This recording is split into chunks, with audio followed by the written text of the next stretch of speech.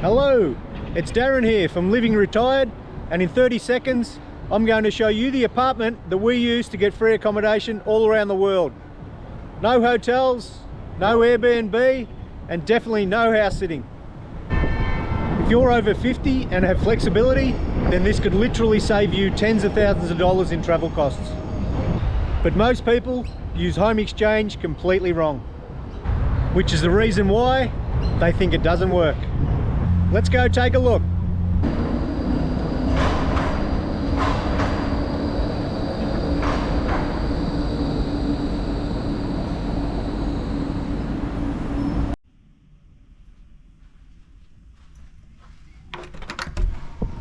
Most people our age haven't even heard of home exchange, and if they have, it's not often explained very clearly.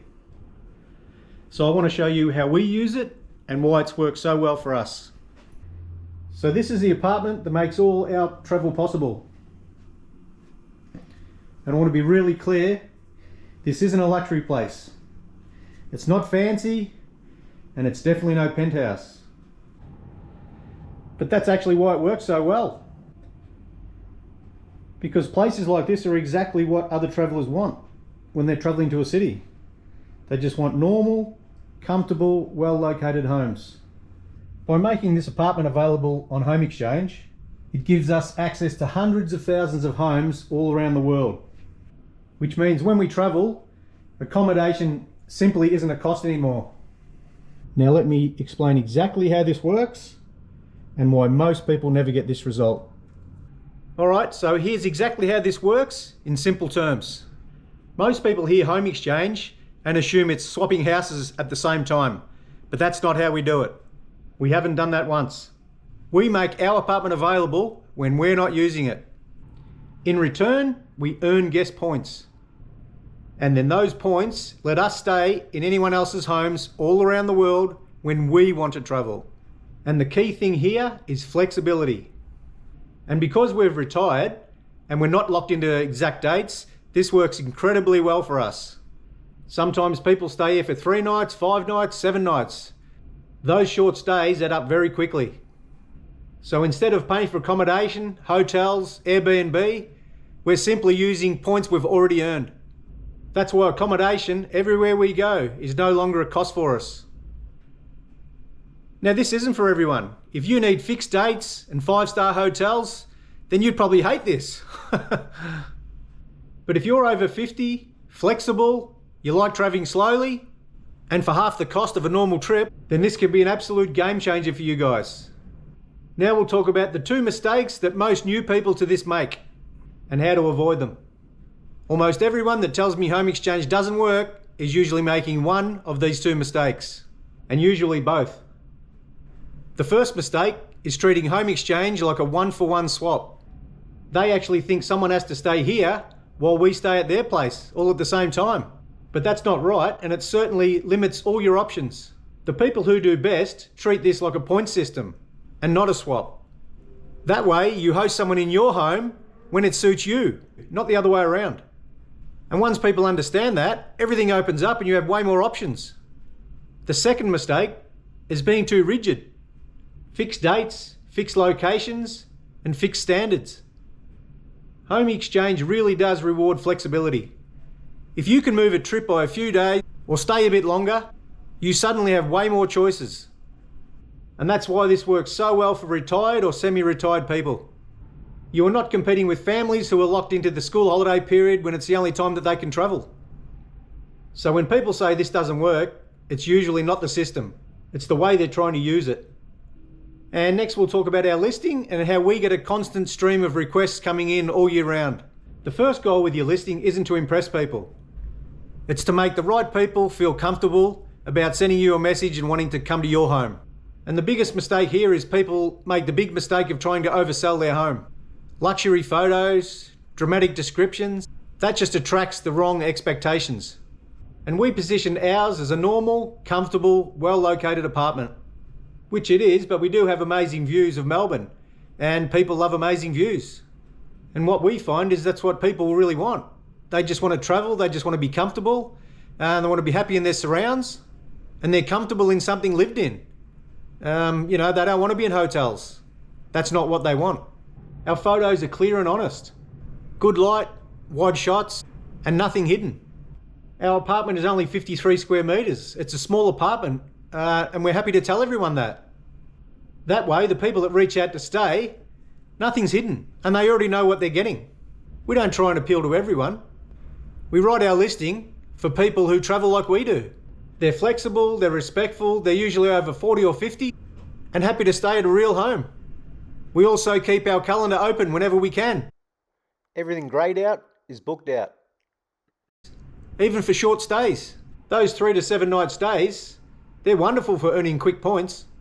Once your listing is set up properly, we don't go chasing people.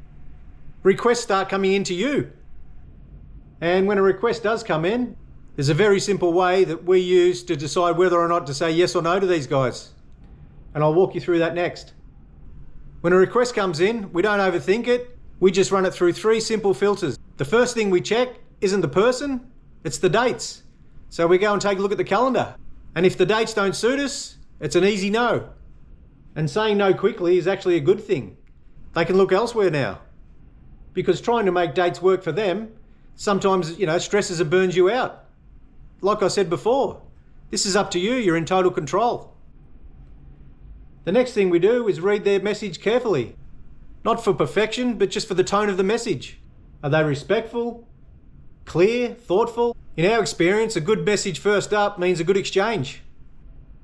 If you get a request and it feels rushed, vague or demanding, we just simply say no straight away. And finally, we have a look at the person's reviews. I go back and look at their past 10 stays elsewhere on Home Exchange, and the people that hosted them before us leave reviews. And you can tell in them reviews straight away whether you got some good people coming in or not. Prior reviews are perfect to help you make a decision. So it's not that complicated. If the dates work, they seem like a good fit to come to your home, and their reviews are excellent, then it's usually a yes for us. So it's them 3 things. If the dates work, they seem like a good fit to come into our home, and their reviews are good, then it's usually a yes. And just to be clear, you are always in control. You do not owe anyone a yes to stay at your property. You're in total control. Now the interesting part is what actually happens after you actually say yes. Once you say yes, things actually get very simple. There's no complicated back and forth. We confirm the dates, and then we send them a pre-approval message, which they click on their end, and then that confirms the home exchange going forward. That's all we do. It is so simple. There's no long contracts, there's no awkward conversations after that. That's it, simple as that. They've finalised the listing and they're coming on those dates. So what we do then is we send them a short message or email with all the basic information, like how to get in, where to park, and anything else they need to know about the apartment before they arrive. And on arrival day, it's all very straightforward. We send them a message to go to our concierge, which is 200 metres away from the apartment, where they grab the key.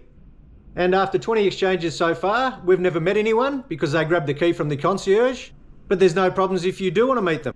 Some hosts do meet their guests. Both ways of doing it are completely fine, and it removes any pressure. Once they're in, we don't need to do anything else unless they need some information. They're adults, they're travellers, and they're always very respectful of our apartment. Fortunately, all of our home exchanges have been very uneventful for us, which is great. They've enjoyed their time here and there's been no dramas at all. And when you first pre-approve them, the points they pay for our apartment are credited to our account straight away, and you can see them in there. There's no chasing, points or anything like that. And the points we receive just sit in our account, and like I said, we use them points when it suits us and not the other way around. People often worry about something going wrong, but in our experience, like I said, 20 exchanges so far, we have not had an issue. I'm sure most people on Home Exchange are just like us. Careful, respectful, and very grateful. So once you set up your listing, it really runs on its own. And that's why Home Exchange has been such an amazing platform for us and how we travel. When I first listed this apartment on Home Exchange, we had no idea it would open up this type of travel for us.